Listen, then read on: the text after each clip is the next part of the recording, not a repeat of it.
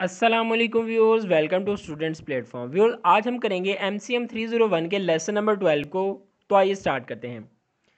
Topic का नाम है स्पीच, और ये स्पीच टॉपिक जो है आगे काफ़ी लेसन तक जारी रहेगा। बहुत सिंपल सा टॉपिक है और शॉर्ट सा टॉपिक है। ये लेसन आपका, ये लेक्चर जो है 12, इसको देखते हैं। स्पीच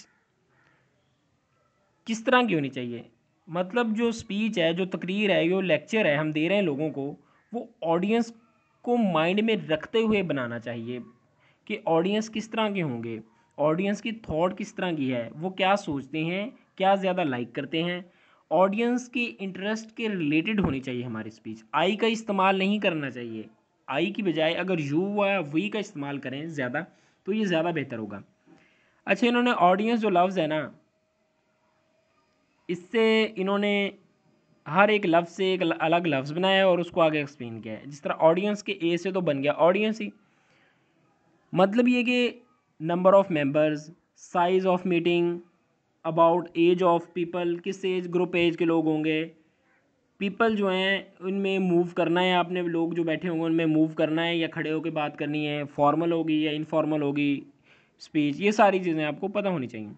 आगे है अंडरस्टैंडिंग। ऑडियंस में जो यू है उसके से बनता है अंडरस्टैंडिंग, मतलब ये कि जिस टॉपिक पर आपने बोलना है इसके बारे में आपको मुकम्मल नॉलेज हो, आपने पूरा रिसर्च वर्क किया हो। ऐसा ना हो कि आप स्पीच दें, लोग आपसे सवाल पूछे तो आपको उनके सवालों का जवाब ना आए। उस स्पीच के रिलेटेड आपके पास इतना डाटा इकट्ठा होना चाहिए कि आप हर किस्म के सवालों का लोगों के जवाब भी दे सकें। आगे है डी, जो ऑडियंस में डी उससे बनता है डेमोग्राफिक फैक्टर्स। डेमोग्राफिक फैक्टर्स क्या हैं? लोगों का प्रोफेशन, मतलब ये कि चेक करना कि लोग फीमेल कितने हैं, फीमेल हैं ज़्यादा, शादीशुदा वगैरह, ये सारे पॉइंट जो है ना उन्होंने बारी बारी दिए हुए हैं। पहला है जी ऑक्यूपेशन, इसी के नीचे ऑक्यूपेशन जो है लोगों का प्रोफेशन क्या है, लोग कौन सा काम करते हैं, बिजनेसमैन हैं या फिर अपना जो कि जॉब करते हैं। जेंडर, मेल ज़्यादा हैं या फीमेल ज़्यादा हैं। मटीरियल मार्च, मैरिटल स्टेटस, शादीशुदा हैं या गैर शादीशुदा हैं। अगर शादीशुदा हैं तो आप बहुत बात और हिसाब से करेंगे, अगर गैर शादीशुदा हैं तो बात और हिसाब से करेंगे।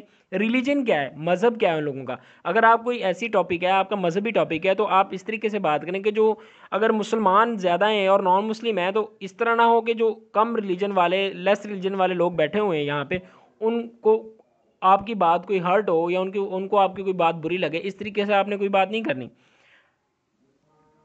आगे ये कह रहा है कि किस तरह का जो है ना, ग्रुपिंग किस तरह की है, किस ग्रुप से लोग ताल्लुक़ रखने वाले आके बैठे हुए हैं आपके पास, लोगों का इंटरेस्ट क्या है, उनकी हॉबीज़ क्या हैं, वो क्या चीज़ ज़्यादा लाइक करते हैं, क्या चीज़ वो डिसलाइक करते हैं। उसके अलावा फॉर्मल मीटिंग है, इनफॉर्मल मीटिंग है, आपने बस खड़े होकर लेक्चर दे देना है या फिर लोगों के दरमियान में आना जाना है, चलना फिरना है। सीटिंग और विजिबिलिटी किस तरह की है, सीटिंग किस तरह की है, लोग कंफर्टेबल हैं, मतलब कि सीटों की तरतीब क्या है, आपको क्या तमाम लोग नज़र आ रहे हैं या फिर तमाम लोग क्या आपको देख पा रहे हैं। टेम्परेचर कैसा है, कहीं टेम्परेचर इतना ज़्यादा तो नहीं है कि लोग एनजाइटी का शिकार हो रहे हैं, वो पजल हो रहे हैं बैठे हुए। और इसके अलावा डिस्ट्रक्शन तो नहीं है किसी किस्म की, कोई इस तरह दरवाज़ा तो नहीं खुला कि वहाँ से तेज़ हवा आ रही है या फिर वहाँ से शोर आ रहा है, बाहर ट्रैफिक तो नहीं चल रही जिसका शोर आ रहा है, या फिर कोई बंदा बार बार इंटर हो रहा है, आ जा रहा है आपके, मतलब ऐसी चीज़ें तो नहीं है जिससे लोग डिस्ट्रैक्ट हों, आपकी स्पीच से उनका ध्यान हटे, कुछ तरह का तो नहीं है।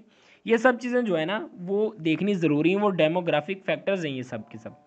आगे ऑडियंस के अंदर जो एन ए से बनता है नीड, ये पता होना चाहिए कि ऑडियंस की नीड क्या है, वो क्या सुनने आए हैं, मतलब जो टॉपिक है वो क्या उनकी नीड के रिलेटेड है, कहीं अनरिलेटेड बात तो नहीं हम करें कि उनको उससे कोई ताल्लुक ही नहीं है और हम उनको स्पीच किए जा रहे हैं, बात किए जा रहे हैं। आगे है ऑडियंस के अंदर जो सी है उससे बनता है कस्टमाइज्ड।